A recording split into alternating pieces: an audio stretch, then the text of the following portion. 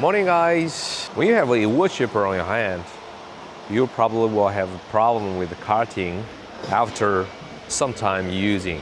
Because your blade gets blunt, then the cutting action will not perform very well. So is the blunt blade the only reason for bad cutting?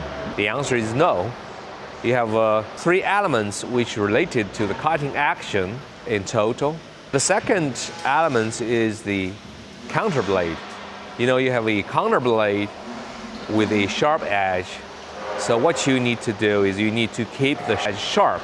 Otherwise, the cutting action will not be good. The third element is the gap between the counter blade and the blade. Let me show you. This is our R5L model. This is a DIY chipper, but we have the same and common sense with all different types of wood chippers.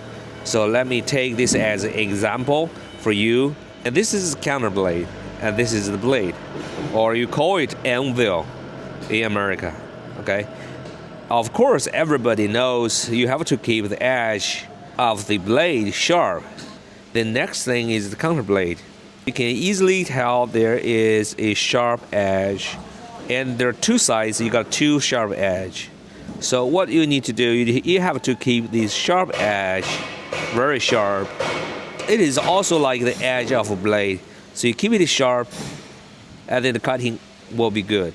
If it's not sharp, if it's like a round, then the cutting action will not be good. The third thing is the gap between the cutting blade and the counter blade. So normally for the small machines we have, the gap is like 0.0 millimeter. And for the bigger machines, the gap is like 1 millimeter to 1.5 millimeter. You have to keep the right gap, the good edge, and the sharp blade. And these three elements will decide the performance of your wood chipper. You got it?